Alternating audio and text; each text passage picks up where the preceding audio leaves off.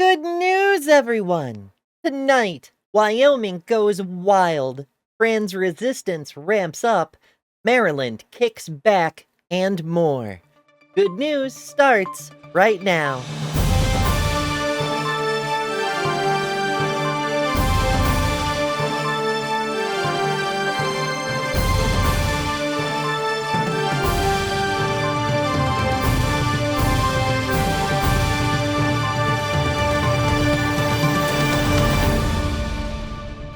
First up, transphobic misogynists get a little more honest. I'll explain. On Sunday, the Wyoming Tribune-Eagle posted an article titled, "Senators, No Transgender Athletes Should Be Allowed in Intercollegiate Athletics." Not that we shouldn't be allowed on the correct team. Not that trans women shouldn't compete with cis women, as the state's 2023 bill banning trans girls from competing in grades 7 through 12 did. Just trans people should not be allowed in sports at all. Period. Yes, that's what they've always meant, but the duplicitous way they said it gave them some cover. Now they're saying it outright, and having to deal with the logical entailments of their own incoherent beliefs. The State Education Committee passed Bill SF 44 by 4-1 along exact party lines. Notice how many of these things are split exactly along party lines? Even at the state level, if there were more Democrats, this vote would be different by exactly that much. But I do digress. State Senator Wendy Schuler of Evanston proposed the bill, describing it as fairly simple. She said, quote, "It requires students at the University of Wyoming and Wyoming community colleges to compete in intercollegiate athletic competitions based on their biological sex." Now, I can't get deeper into much of that without crossing into sports territory. I have to stick to the legal side, but I can say the text of the bill defines sex as what's on your birth certificate. Paperwork, apparently, is more biological than the living human beings made of biology are. But details. It also defines athletic competition as including any contest, exhibition, or performance. So, no dancing if you're trans. Don't you dare enter a science fair, because then you'll be exhibiting your unfair biological something rawr. But that's just an aside. Nyoka Erickson, seen here at her engineering job, is also a badass who plays both roller derby and hockey on both men and women's teams. Keep that in mind for later. She said, quote, "I don't think it is appropriate for the state to tell sporting organizations what their policy should be, and, because of her experiences playing on teams of all gender configurations, is more qualified than most to say trans women do belong in sports." Macy Boggs, seen here trying to grift like Riley Gaines, and who isn't even from Wyoming but Nebraska, was nonetheless platformed to opine on the legal situation, and told the Tribune-Eagle that the UW women's volleyball team, who, as reported in TransPositions Sports, chose to forfeit games last year out of spite, was, quote, "denied the chance to play," because they had to either compete against a team rostering a male athlete on a women's scholarship, robbing us of fair and safe competition, or forfeit. First of all, making a choice isn't a denial, obviously. More important, as reported in TransPositions Sports, the team being referenced is only alleged to have a trans team member, in much the same way Imani Khalif was alleged to be trans. Somebody started a witch hunt, nobody has any evidence, and people running amok over it illustrate why it isn't anybody's business for a vast array of reasons, not the least of which being that it implies somebody ought to be checking inside children's pants to examine what's there. A huge privacy violation for all kids. But even more than that, Boggs' blathering reveals the true position of transphobes under the thin veil of faux feminism. Trans misogyny is grounded in two premises. Trans women are men, and women suck at sports. It's misogyny with extra steps. Worse, it pretends to be feminism while actively and aggressively trying to subjugate all women. Remember Ms. Erickson? I asked you to keep in mind that she plays two of the most physically intense sports there are, roller derby and hockey, and she plays on both women's and men's teams. She puts the lie to Macy's nonsense because she demonstrates that women are capable of playing with the boys. Women don't suck at sports, and it's sexist and gross to say we do. It's worth noting that the paper didn't bother to include any trans people's perspectives on this bill that affects trans people. A University of Wyoming student survey from 2022 reveals about 2% of the student body are openly trans, consistent with the range established by national surveys. That's not a lot of people, but with an enrollment of 11,000, that's more than 200 people. Maybe they're all reluctant to talk to the media because of what happened to the last trans person to get noticed at UW. Artemis Langford made national news in 2023 after she became the first trans woman to join the sorority Kappa Kappa Gamma at the University of Wyoming and faced a lawsuit over it, which she won last year. For over a year, she faced harassment both in person from fellow students and members of the community at large, and from the national media. So that may have something to do with why UW's trans students don't want to talk to the press.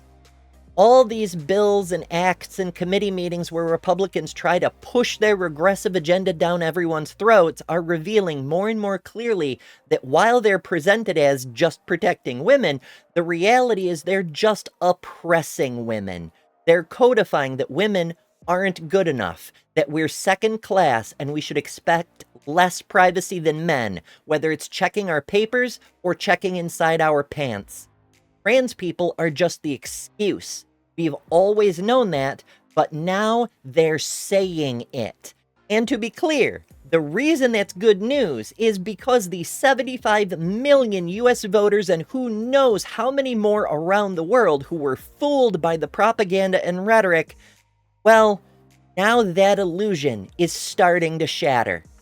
We protect women by protecting all women, including trans women, including black women, including lesbians and women with beards and women with alopecia and every other kind of women. Blatantly discriminatory bills like SF-44 and the misogynistic supporters backing them make it clear that so-called conservatives are only interested in doing the opposite. Next, a science spotlight. Why is the regret rate so unbelievably low for trans patients? An article titled Post-Operative Regret Among Transgender and Gender Diverse Recipients of Gender-Affirming Surgery was published recently in the Journal of the American Medical Association Surgery, asking the question, why is the surgical regret so much lower for trans patients? That because, as has been noted on this program, the regret rate for trans surgeries is more than 93% lower than that for the average of all procedures and is by far the lowest of any regret rate in medicine. That article sought answers not just for curiosity's sake, but to see if something might be found that could be adapted to other surgeries to improve the outcomes for procedures generally. The authors investigated post-operative regret rates for patients who received some type of gender-affirming surgery. Their meta-analysis included over 7,000 patients and found a regret rate so low it was scarcely measurable, less than 1% for both transmasculine and transfeminine people. The average regret rate for surgeries overall is around 14.4%. Again, gender-affirming care has a higher rate of positive outcomes than anything else humans do. To be clear, surgical regret rates include things like infections or unexpected difficulties while healing. Other surveys we've covered reveal that only 8% of those who do state having regrets as part of transition are dissatisfied with the surgical procedure itself, or less than 0.08% of the total study participants, who number in the thousands. That said, the regret rate is so low, it is statistically impossible. That is to say, the people receiving these surgeries experience a quality of life increase so great it completely eclipses other factors that in any other circumstance would constitute some measure of regret, like post-surgical infections, for example. Dr. Harry Barbee, one of the article's authors, is an assistant professor in the Bloomberg School of Public Health at Johns Hopkins University. Quote, researchers are currently working to improve their understanding of regret among patients who receive gender-affirming surgeries, and they still have much to learn, they said in an email. The article also compared studied regret rates for identical procedures, for example, breast removal for cisgender women versus transmasculine people. While the transmasc subjects had a regret rate close to zero, the cis group was nearly 13%. One possible explanation is that trans people go into these procedures far more well-informed and highly motivated, whereas cis people receiving them are not as well-educated and considerably less enthusiastic. Dr. Barbee said, quote, achieving this goal through surgery may lead patients to think more positively about their procedure than patients who, for example, seek a surgical procedure to prevent potentially negative health outcomes like cancer. Another potential explanation is that trans people are more likely to investigate more about the procedures they're receiving on their own, leading to a more realistic understanding of the risks and benefits, whereas cis people may only passively receive information from their physicians and often undergo treatment with reluctance. The article also discusses some of the limitations of studies like this, such as a need for more attention to potential confounding factors and identifying details that could help explain some of the differences observed. It is important to note that studies like this demonstrate the myths pushed by anti-trans activists are pseudoscience propaganda, like the claim that trans people are rushed into surgery or other irreversible treatments without being fully informed so as to properly consent. Research into regret rates are important not only because they refute misleading narratives around trans care, but also to better understand what works and what doesn't, to help reduce the numbers of regretful detransitioners, and, last but not least, to help improve outcomes for patients who need surgery of all kinds. Trans healthcare makes medicine better for everyone. Dr. Barbee puts it this way, quote, studying various dimensions of post-operative regret and satisfaction can help healthcare practitioners identify ways to improve patient education such that patients can make the most well-informed decisions. The authors end the article with a brief discussion on the need for better governmental support. Quote, public policy that regulates access to gender-affirming care should also be based on available evidence, Dr. Barbee wrote. We couldn't agree more, but the recent legislation has often not been evidence-based, which can severely harm trans people in need of care. With bans on youth care in numerous states and restrictions impacting adults in several states as well, none of it based in evidence or outcomes, it seems propaganda, not facts, is leading the discourse. Articles like this not only highlight some of the science on regret rates, but demonstrate why lawmakers should be listening to academics, medical professionals, and the GSM community. As Dr. Barbee wrote, quote, much of the public policies that prohibit transgender people from accessing gender-affirming care are not based on the scientific consensus and often have the potential to cause more harm than good. Putting a spotlight on where the real science stands is one of the best ways to help. And you can help us do that by sharing this video. Educate someone you know today. Next, I recently became aware of a trans-positive radio program broadcasting out of Portland. On their latest show, they discussed some tips for how to deal with the stressful changes happening in the U.S. government. Here's a sample. When people are staging a protest and they just go limp, it takes 3 people to carry away a limp human body. It's actually easier than if you resist. If you just go limp, they have to bear all the weight. And I think that's something we should do. We should try to say, just let the lethargy of trying to get their little magic agenda, let them try. but just go limp. Don't cooperate. Don't make it easier for them. So that's my first thought. The second thing is to continue. So the idea is we want to continue with our resistance. We want to be able to say we're going to do it all the time, every way we can. So we're going to frustrate them because almost everything they do is hurting someone, even if it isn't us. So what we want to do is we want to sit there and network, and we want to link arms, and we want to be not just a dead weight, but we also want to do something positive. And the last thing is to not lose contact with who we are as people. We have to continue to live our lives. We can't just turn away from everything. We have to somehow realize that we can't give it every single second of our day. We have to develop skills of self-care so that we don't do anything to tear our bodies down, our minds down, or spirits down, or our relationships down. So we have to adopt a therapeutic modality for everything that we do each day. And we do it not just for ourselves, but we do it for each other and for our community. And by doing that, we bear witness that we're good people and that we're something that have a lot to offer. You can find more from the Transpositive PDX show twice a month on KBOO Radio in Portland, KBOO.FM on the web, or on the podcast app of your choice. Next, Maryland pushes back on federal rule changes.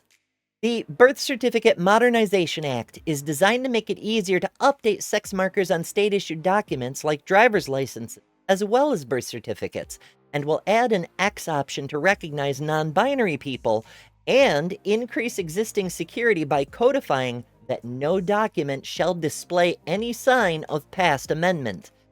Senator Clarence Lamb, sponsor of the act, said, quote, "This bill will ensure that people can obtain documentation that matches who they are."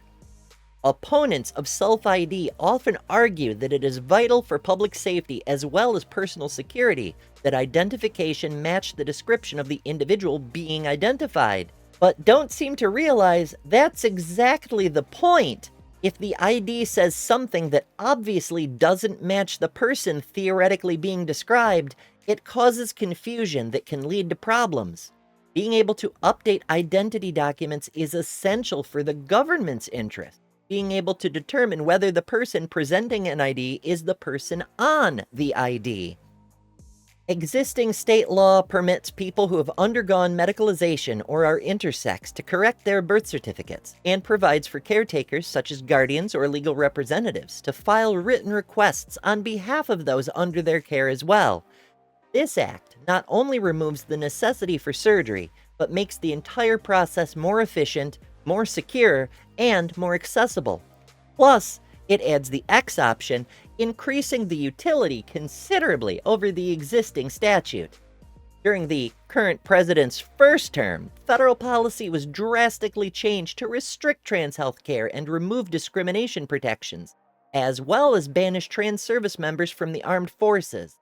On Monday, the president signed an executive order declaring the federal government will recognize only male and female designations, and went on to provide a definition that categorizes every American as female. That's the fun of having science illiterate incompetents in charge. They put all kinds of interesting things into law without even realizing what they're doing. It's always good to see that regardless of what chicanery is afoot in the Capitol, some states are still on the path to greater equality and justice for all Americans. The fact that this effort is in spite of regressive posturing at the federal level makes it all the sweeter. If you enjoy content like this, make sure to subscribe. Transpositions Weekly is the first and only weekly trans news show in the universe, and we need your support to keep this show going. Contribute at patreon.com/thetranspositions. Spread the word all over social media to let people know we're here, and tell us what stories matter to you by joining the community on Discord. Discord, of course, is where the memes live, and our meme of the week was posted by Stephanie. And if you want to snuggle up with the symbol of transness for mutual warmth and comfort, join us. Also, if you have good news concerning trans people you'd like to see reported on, you can tell us about that in the Discord as well. For the TransPositions, I've been Ember Belrad.